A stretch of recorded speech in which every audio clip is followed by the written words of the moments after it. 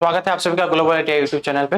बच्चों ये class electronics mechanic के सेकेंड ईयर के बच्चों के लिए होने वाली है। ठीक है, ये पार्ट 9 है। इससे पहले की जो भी क्लासेस है वो क्लास ग्लोबल आईटीआई के यूट्यूब चैनल पे जाके आप लोग प्लेलिस्ट में देख सकते हैं आसानी से। और इस क्लास की पीडीएफ भी और इससे पहले की जो भी पीडीएफ हुई है, सारी जो पहले जो भी क्लास हुई है उन सारी क्लास की पीडीएफ आप लोग आसानी से डाउनलोड कर सकते हैं इस वेबसाइट से, और आप लोग वहां टेस्ट भी दे सकते हैं। ठीक है, पीडीएफ नहीं, क्लास की पीडीएफ। चल अब देखते हैं आज का अपना पहला क्वेश्चन। आज का हमारा पहला क्वेश्चन है कि एलटीई का फुल फॉर्म क्या है। कम्युनिकेशन में एलटीई क्या होता है ये बताना है आपको। क्या बोला है, पूरा क्वेश्चन क्या है कि मोबाइल संचार में उपयोग किए जाने वाले संक्षिप्त नाम एलटीई का फुल फॉर्म क्या है। एलटीई सबको समझ में आ रहा है कि एलटीई क्या है? अभी देखो, अभी तुरंत समझ में आ जाएगा। एक होता है एलटीई और एक होता है वोल्टी।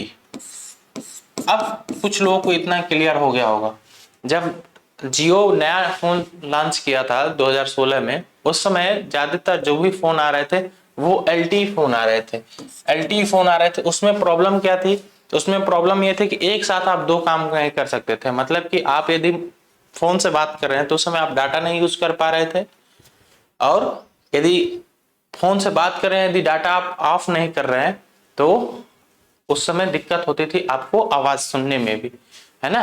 तो ये दिक्कत होती थी एलटीई में। या फिर उसमें एक अलग से आपको ऐप इंस्टॉल करना पड़ता था फोन करने के लिए एलटीई में। जबकि वोल्टी जो वोल्टी वाले सेट थे, वोल्टी वाले सेट में आपको ऐसी कोई भी दुविधा नहीं थी। ऐसी कोई भी दुविधा नहीं थी, एक ही साथ आप दोनों काम कर सकते हैं, डाटा भी चला सकते हैं और फोन से बात भी कर सकते हैं।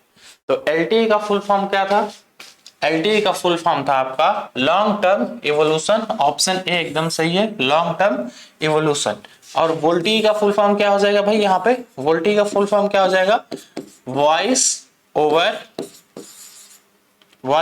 बाकी एलटी का जो है वही लिख दीजिए, long term evolution.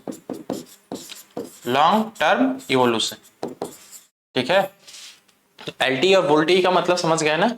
LT VoLTE का मतलब आप लोग समझ गए होंगे। एलटी का मतलब है कि एलटी में भाई वॉइस क्लियर नहीं आती थी, डाटा ऑफ करने पे आपको फोन करने के लिए एक अलग से ऐप इंस्टॉल करना पड़ता था। उस समय आप लोग एक अलग सा ऐप आया था, उसका नाम सुने होंगे, जियो वॉइस कॉल। तो उस ऐप को जब आप इंस्टॉल कर रहे थे तब जाके एलटी फोन से आप फोन कर पा रहे थे। लेकिन जो वोल्टी वाले सेट थे, वोल्टी वाले सेट में ऐसी दुविधा नहीं थी, वो डायरेक्ट आप कॉल कर सकते थे, जो भी 4G वाले सेट थे। ठीक है, ये दोनों के दोनों जो नेटवर्क्स हैं, ये दोनों के दोनों नेटवर्क 4G नेटवर्क के लिए यूज किए जाते हैं। ठीक है, 4G के लिए। चलिए, तो यहाँ पे ऑप्शन ए एकदम करेक्ट हो जाएगा। चलो बढ़ते हैं अगले क्वेश्चन की तरफ। अगला क्वेश्चन है हमारा कि यदि आपका फोन पानी से क्षतिग्रस्त हो गया है, पानी की वजह से खराब हो गया है, तो उसको कितने टेम्परेचर तक हीट करके सही किया जाता है।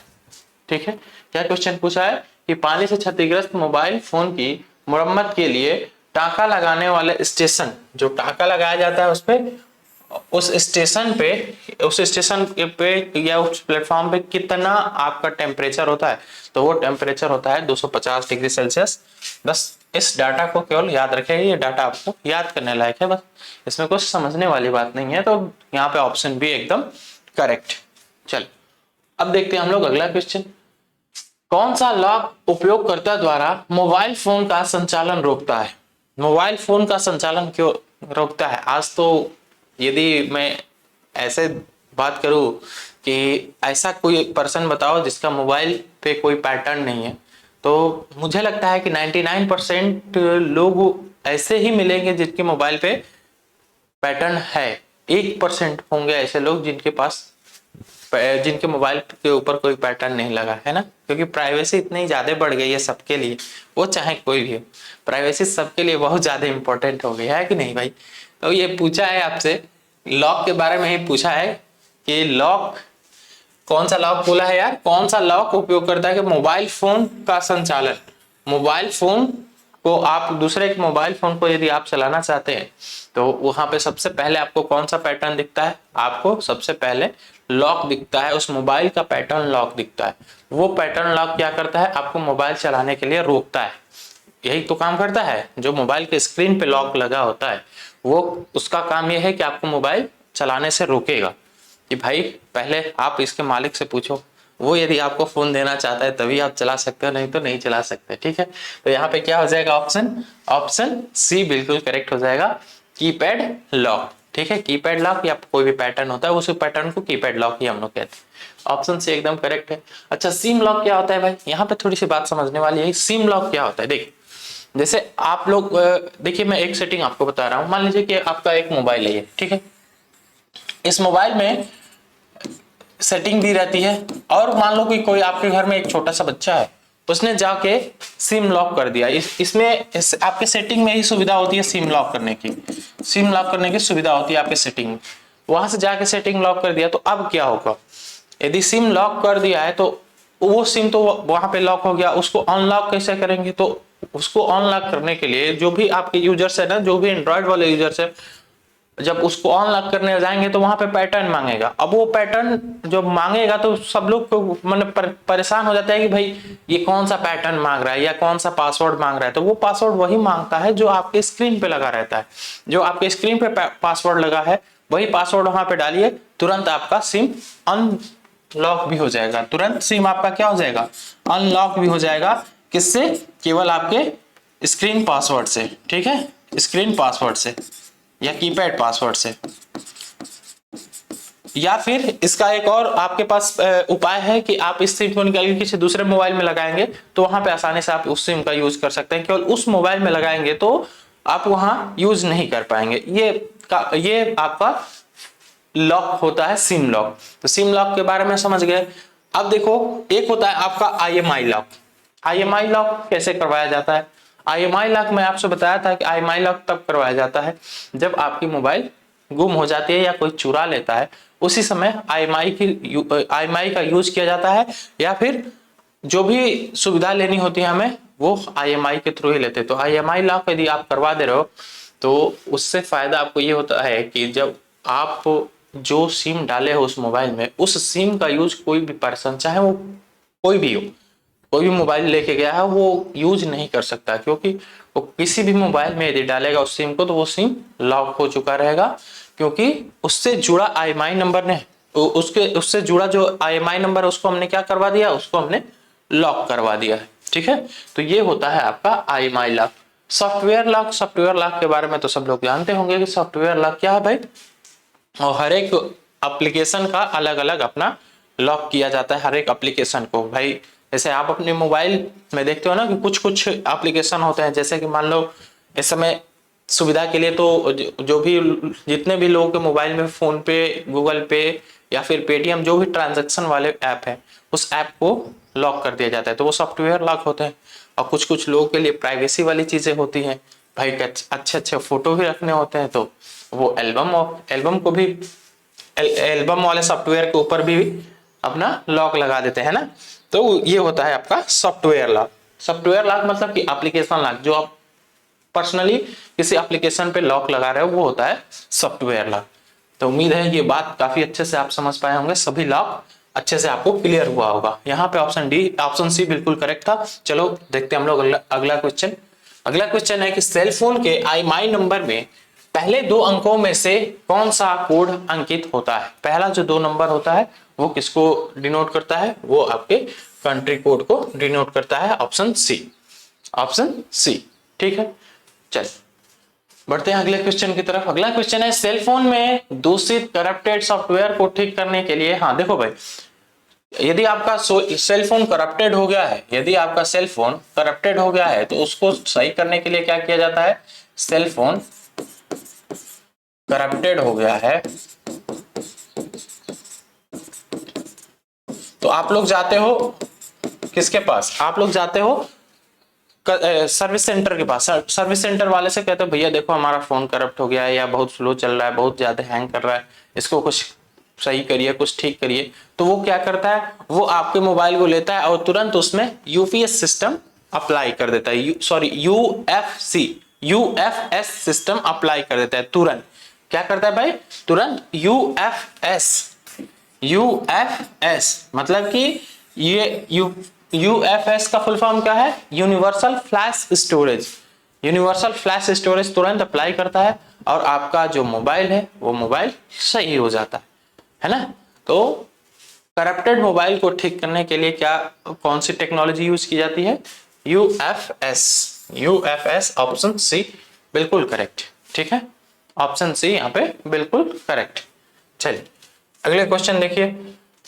अगला क्वेश्चन है कि सेलफोन में IMEI नंबर का उद्देश्य क्या है? IMEI नंबर का उद्देश्य तो मैं आपको पहले ही बता दिया था, इससे पहले वाले जो लेक्चर मैंने लिया है उसमें आपको बता देता है कि IMEI का मेन हमारा मोटो यही होता है कि हर एक जो भी एक हमारा उपकरण है उस उपकरण की आइडेंटिटी को हम लोग पहचाने। उसका एक यूनिक कोड होता है IMEI, यूनिक कोड से ही हमें पता चलता है कि हाँ ये कौन सा सेट है या किस मॉडल का है, कहाँ पे अभी है, कहाँ पे अवेलेबल है, किधर जा रहा है, ये सारी चीजें हमें पता चल जाती है IMEI नंबर से। जैसे आप आधार कार्ड, सबके पास आधार कार्ड है, आधार कार्ड का नंबर यदि डालते हैं हम लोग ई आधार वाले वेबसाइट पे तो वहां पे पता चल जाता है कि हाँ ये पर्सन कौन है, कहाँ का रहने वाला है, इनके पिता का नाम क्या है, ये चीज पता चल जाता है। एकदम वैसे ही आपका IMEI नंबर होता है, वो IMEI नंबर आइडेंटिटी का पहचान कर, जैसे आधार कार्ड क्या कर रहा है, आइडेंटिटी किसी पर्सन के आइडेंटिटी का पहचान करा रहा है ना, वैसे ही आपका IMEI नंबर मोबाइल की आइडेंटिटी की पहचान कराता है। तो यहाँ पे ऑप्शन कौन सा हो जाएगा? ऑप्शन डी एकदम करेक्ट हो जाएगा। ठीक है, चल अगला क्वेश्चन देखो। कौन सी तकनीकी कंप्यूटर नेटवर्क से संगत उपकरणों को डेटा एक्सेस करने की अनुमति देता है? डेटा एक्सेस करने की अनुमति कौन सा उपकरण देता है? कौन सा आपका सिस्टम इसमें डेटा एक्सेस करने की अनुमति देता है? तो देखो डेटा एक्सेस करने के लिए यहाँ पे वायरलेस फिडेलिटी वाली टेक्नोलॉजी यूज की जाती है कंप्यूटर्स में। कंप्यूटर्स के लिए, इसने कंप्यूटर की बात किया ना, कंप्यूटर नेटवर्क से, कंप्यूटर नेटवर्क से संगत उपकरण में यदि डेटा एक्सेस करना होता है हमें, तो वहां पे हम लोग वायरलेस फिडेलिटी का यूज करते हैं। ठीक है, तो यहाँ पे जो एक ऊपर दिया हुआ है IR टेक्नोलॉजी, ये IR टेक्नोलॉजी कहाँ पे यूज होती है? IR का फुल फॉर्म क्या है? पहले तो फुल फॉर्म लिख लो। इसका फुल फॉर्म है इंफ्रारेड, इंफ्रारेड टेक्नोलॉजी। ठीक है, इंफ्रारेड टेक्नोलॉजी का कहां पे यूज करते हैं? देखो इंफ्रारेड का सबसे मतलब बेस्ट एग्जांपल मैं बता दे रहा हूं। जैसे आप आपके घर में रिमोट होगा, जब आप रिमोट का बटन दबाते हो तो तुरंत उसमें एक लाइट, उससे एक लाइट निकलती है, वो लाइट जाके आपके टीवी या जो भी आपके सामने उपकरण है वो उपकरण पे रिफ्लेक्ट होती है, फिर वो उसमें आगे की प्रोसेसिंग स्टार्ट होती है। ठीक है, तो इंफ्रारेड वाले टेक्नोलॉजी का हम लोग वहां पे यूज करते हैं जहां पे शॉर्टेस्ट डिस्टेंस हो, डिस्टेंस क्या हो, शॉर्टेस्ट हो, तो वहां पे हम लोग इंफ्रारेड टेक्नोलॉजी का यूज कर लेते हैं। बाकी आपके कंप्यूटर में डेटा एक्सेस करने के लिए हम लोग वायरलेस फिडेलिटी का यूज करते हैं। ठीक है, यहाँ पे ऑप्शन बी एकदम करेक्ट हो जाएगा। बाकी आपका जो पावर पॉइंट ट्रैकिंग है, पावर पॉइंट ट्रैकिंग कहाँ पे यूज किया जाता है भाई? पावर पॉइंट ट्रैकिंग आपने सोलर पावर प्लांट देखा था, उसमें एक MPPT लगाया जा रहा था, है ना। MPPT का काम क्या था? वह पावर पॉइंट को, मैक्सिमम पावर पॉइंट को ट्रैक कर रहा था, है ना। तो ये उसी की बात किया। तो ये यहाँ पे कंप्यूटर में भाई पावर पॉइंट का हमें क्या काम है ना। पावर पॉइंट तो एक अलग से सॉफ्टवेयर है, उसका अलग से सॉफ्टवेयर है, पावर पॉइंट पे काम किया जाता है। बाकी पावर पॉइंट ट्रैकिंग का काम आपका सोलर सेल में होता है। ठीक है, ग्लोबल पोजीशनिंग का तो सभी को पता होगा कि ग्लोबल पोजीशनिंग से क्या होता है। चलो, तो ऑप्शन बी एकदम बिल्कुल करेक्ट है। अगला क्वेश्चन हम लोग देखते हैं। अगला क्वेश्चन है कि ब्लूटूथ और वाईफाई उपयोगकर्ताओं के लिए कौन सा फ्रीक्वेंसी बैंड लाइसेंस मुक्त है? कौन सा फ्रीक्वेंसी बैंड लाइसेंस मुक्त है? आपको ये बताना है इसमें कि which frequency band is licence free for Bluetooth and WiFi user. WiFi user और ब्लूटूथ के लिए इसमें से कौन सी फ्रीक्वेंसी है जो लाइसेंस मुक्त है, ये आपको बताना है। तो कौन आंसर इसमें बताएगा भाई? इसमें कौन बताएगा? इस डाटा को आपको एकदम याद रखना पड़ेगा। कुछ कुछ डाटा ऐसे हैं जो आपको याद ही रखने पड़ेंगे, उसमें उसके पीछे कोई लॉजिक नहीं है, तो आपको ये डाटा याद ही रखने पड़ेंगे। यहाँ पे 2.4 गीगाहर्ट्ज ऑप्शन बिल्कुल करेक्ट। ठीक है, 2.4 गीगाहर्ट्ज। चलिए अगला क्वेश्चन देखिए। अगला क्वेश्चन है what is the name of one or more solar panel put together on a rack facing the sun in solar. एक या एक से अधिक यदि सोलर पैनल का आप यूज कर रहे हो तो उससे हम लोग क्या कर रहे थे? एक या एक से अधिक सोलर पैनल को एक साथ लगा रहे थे, तो उसी को तो हम लोग अरे कह रहे थे ना, उसी को हम लोग अरे कह रहे थे। तो यहाँ पे ऑप्शन सी बिल्कुल करेक्ट हो जाएगा। अरे, अरे यहाँ पे बिल्कुल करेक्ट हो जाएगा। देखिए जब कई सारे सेल को एक साथ मिलाया जाता है तो उसे मॉड्यूल कहते हैं, पीवी मॉड्यूल कहते हैं, ठीक है। जब कई सारे पीवी मॉड्यूल को एक साथ कनेक्ट किया जाता है तो उसे हम लोग पीवी अरे कहते हैं। और जब कई सारे सोलर पैनल को एक साथ कनेक्ट कर दिया जाता है तो उसको हम लोग अरे कहते हैं, ठीक है। तो इतनी बात क्लियर हो गई होगी आपकी। यहाँ पे बोला भी है कि कई सारे सोलर पैनल को एक साथ कनेक्ट किया जा रहा है, तो वहां पे ये अरे हो जाएगा, ठीक है, ऑप्शन सी। अगला क्वेश्चन देखिए। अगला क्वेश्चन क्या है भाई कि सर्विसिंग के लिए सही सॉफ्टवेयर के साथ मोबाइल फोन को फिर से लोड करने के लिए किस डिवाइस का। ये तो भाई इससे पहले भी एक क्वेश्चन मैं इसी टाइप का करा चुका हूँ। वहां पे मैं आपको यूएफएस सिस्टम बताया था, UFS, universal flash storage, universal flash storage, option C एकदम करेक्ट। देखो क्या पूछा है क्वेश्चन में, क्वेश्चन पूछा है कि सर्विसिंग के लिए सही सॉफ्टवेयर के साथ मोबाइल फोन को फिर से लोड करने के लिए, मोबाइल फोन को फिर से लोड करने के लिए किस डिवाइस का उपयोग किया जाता है। तो मोबाइल फोन को फिर से रीलोड करने के लिए हम यूएफएस टेक्नोलॉजी या यूएफएस डिवाइस का यूज करते हैं, ऑप्शन सी एकदम करेक्ट, ठीक है। इतनी बात यदि क्लियर हो गई हो तो हम लोग अब आगे बढ़े। चलिए बस आज की क्लास यहीं तक।